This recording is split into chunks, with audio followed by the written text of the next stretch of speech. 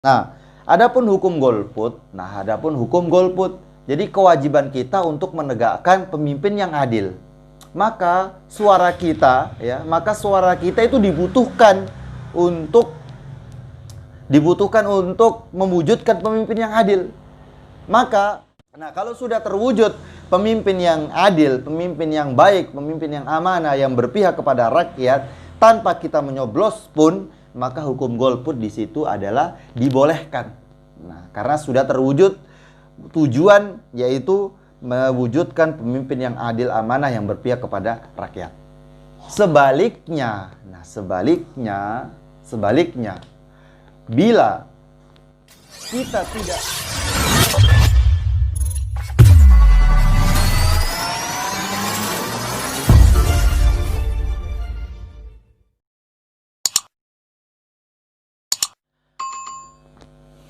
Assalamualaikum warahmatullahi wabarakatuh. Ya, kita akan membahas satu permasalahan yang sebentar lagi kita akan perbuat. Apa itu? Memilih pemimpin, baik memilih calon bupati dan wakil bupati di setiap daerah. Nah, ada pertanyaan yang sering kita dengar, yang sangat penting kita bahas, yaitu golput. Nah, golput. Bagaimana hukum golput? Golongan putih, maknanya dia tidak memihak sana, tidak memihak sini, tidak memilih si A, tidak memilih si B, tidak memilih nomor sekian, tidak memilih nomor yang lain. Nah, jadi kita akan membahas terlebih dahulu memilih pemimpin, ya, memilih pemimpin. Di dalam kitab Mughnil Muhtaj dijelaskan, anna wujuba nasbil khalifati alladzi zahaba ilaihi jumhurul ulama laisa wujuban ainiyan bal huwa wujubu kifaiyin. Jadi memilih pemimpin, ya, memilih pemimpin adalah hukumnya fardu kifayah. Ingat, memilih pemimpin hukumnya adalah fardu kifayah. Nah, apa itu fardu kifayah? Yaitu kewajiban yang bila sudah dikerjakan oleh sebagian kaum muslimin dan sudah mencukupi. Ingat, sudah dikerjakan oleh sebagian kaum muslimin atau sudah dikerjakan oleh sebagian orang-orang yang wajib memilih, yang berhak memilih, ya, berhak memilih, maka yang lainnya tergugurkan kewajibannya. Nah, itu fardu kifayah.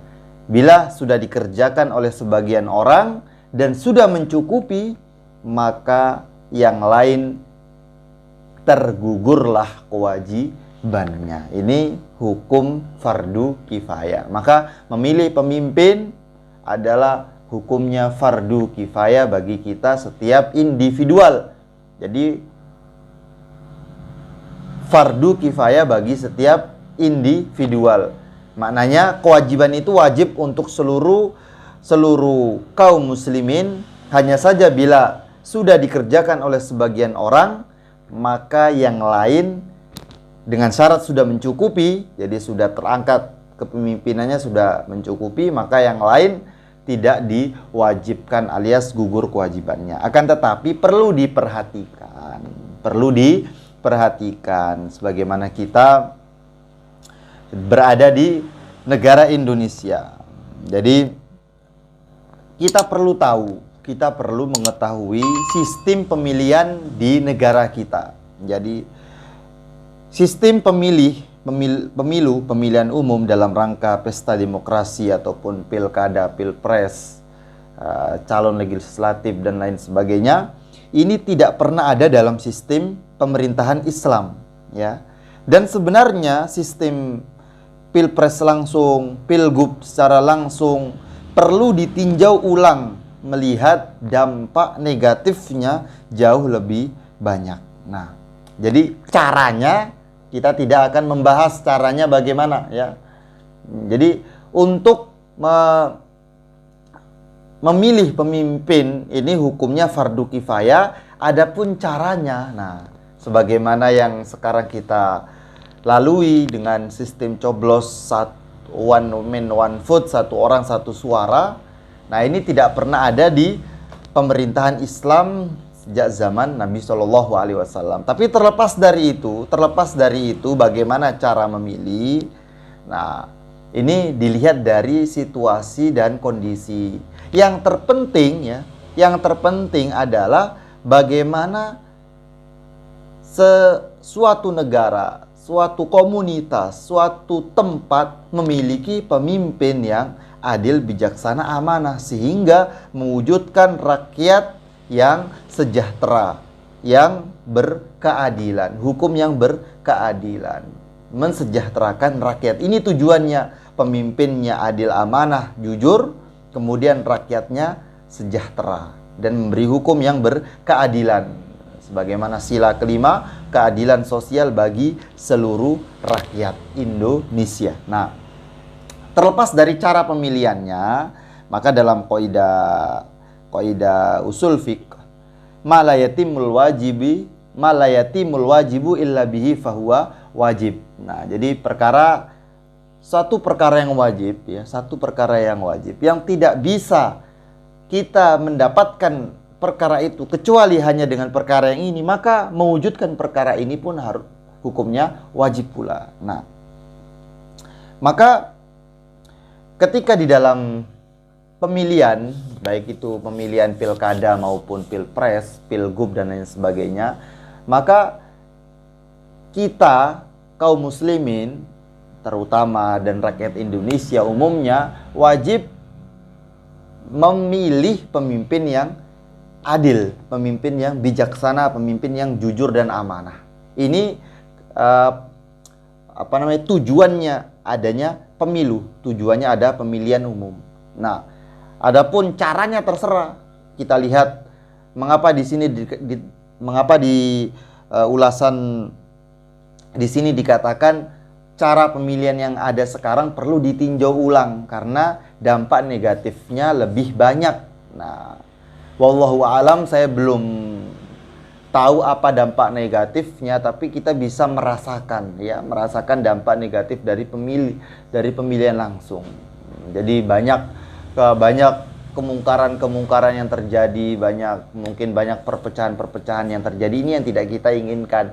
Jangan sampai gara-gara beda pilihan kita bercerai-berai, kita bertengkar gara-gara berbeda pilihan. Dan jangan juga ajang pemilihan umum, pilkada, pilgub, pilpres dijadikan satu permainan sehingga ada perjudian di dalamnya. Ini salah satu dampak negatif. Jadi mungkin para kandidat mereka berusaha jujur, tidak main uang, tidak ada money politik, tidak ada serangan fajar, mungkin tidak ada pemberian uang sana sini demi memilih dirinya. Tapi ada sebagian orang-orang bawahan yang mereka justru bermain. Justru ada orang yang di bawah, mereka ingin menggunakan kesempatan ini untuk melakukan kemungkaran-kemungkaran seperti judi.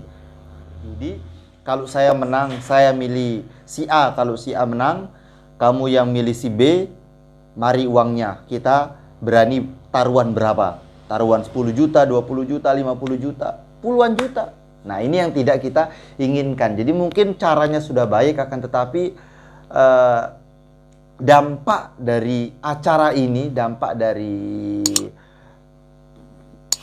acara demokrasi ini banyak dampak negatifnya. Kita kembalikan lagi kepada individu kita kaum muslimin, mungkin imannya lemah, pengetahuan keagamaannya lemah. Nah, maka bagi calon pemimpin bagaimana mensumberdayakan pengetahuan mengenai agama. Jadi pemimpin-pemimpin kita harapkan yang adil, jujur dan amanah sehingga mewujudkan rakyat yang kesejahteraan untuk rakyatnya dan menampakkan hukum yang berkeadilan untuk sesama bangsa dan negara. Nah, adapun hukum golput. Jadi kewajiban kita untuk menegakkan pemimpin yang adil. Maka suara kita itu dibutuhkan untuk mewujudkan pemimpin yang adil. Maka hukum golput Maka hukum golput sekali lagi diperinci. Hukum golput diperinci. Dia bisa saja boleh, hukum golput ini bisa saja boleh, bahkan bisa saja haram, berdosa kita kalau golput. Nah, bagaimana perinciannya? Golput diperbolehkan kita tidak memilih apabila memang kita memilih atau tidak memilih, ya, tujuan kaum muslimin ataupun rakyat Indonesia mendapatkan pemimpin yang adil sudah terdapatkan, sudah terwujudkan. Jadi kita memilih ataupun tidak memilih, nyoblos ataupun tidak nyoblos, maka kita sudah dapat melihat pemimpin nanti yang akan jadi adalah pemimpin yang adil. Misalnya ada 2 kandidat atau lebih, maka kita lihat bagaimana rakyat di kabupaten kita ataupun di provinsi kita ataupun di negara kita. Ketika kita melihat ada 2 calon, 2 kandidat, kemudian kita lihat baik dengan secara online, offline dan lain sebagainya.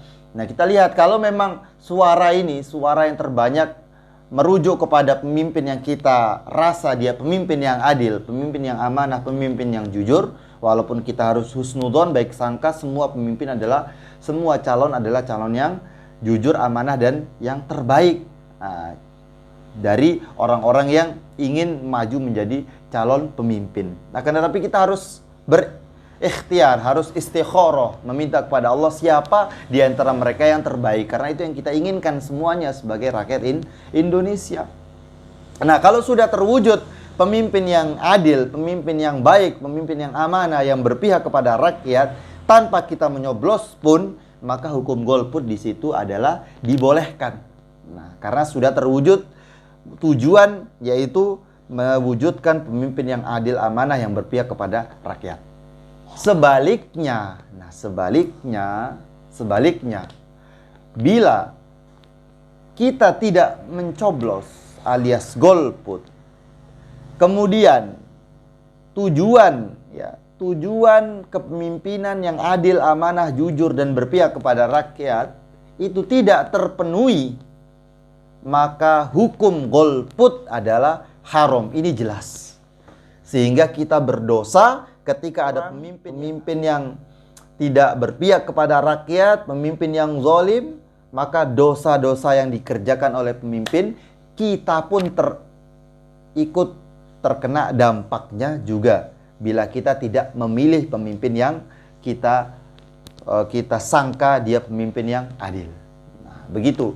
Jadi hukum golput adalah boleh kalau memang kita tidak memilih pun pemimpin tersebut sudah kita sangka sudah terwujud pemimpin yang adil, pemimpin yang terbaik, pemimpin yang jujur, amanah dan berpihak kepada rakyat. Bila dengan kita tidak memilih kemudian pemimpin tersebut yang diangkat, yang menang adalah pemimpin yang tidak berpihak kepada rakyat alias pemimpin yang korup, yang zalim, maka keburukan dosa yang dikerjakan oleh pemimpin tersebut, kita pun ikut kena dampak alias dosanya disebabkan kita golput tidak memilih.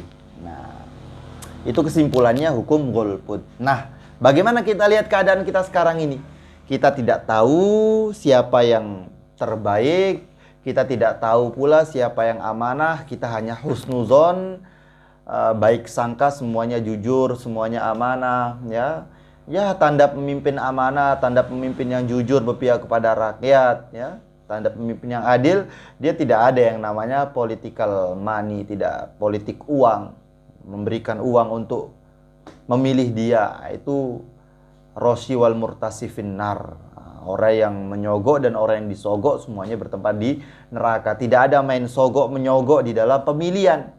Nah, bila masih ada kandidat atau orang-orang yang bermain uang di dalam pemilihan umum, maka jangan sampai kita ikuti. Itu sudah menjadi satu bukti dia tidak akan bisa memegang amanah, dia tidak akan bisa dipercaya. Kenapa? Karena dari awal sudah dimulai dari perbuatan yang buruk, dari awal sudah memberikan sogokan, dari awal sudah ada permainan uang di situ. Nah, oleh sebab itu kita berusaha memilih pemimpin yang tidak ada permainan uang di dalamnya, betul-betul jujur, amanah, adil, dan berpihak kepada rakyat. Itu prinsipnya.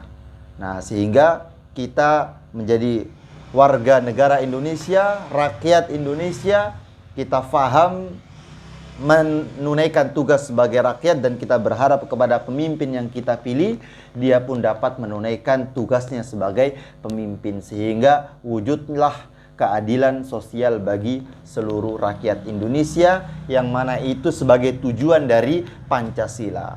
Jadi bila semuanya sudah tertunaikan, mulai musyawarah, persatuan, ya, keimanan, maka titik terakhir adalah mewujudkan keadilan bagi seluruh rakyat Indonesia. Oleh sebab itu, bagi kita warga negara Indonesia yang memiliki hak memilih, kita berusaha memilih dengan memilih pemimpin yang terbaik.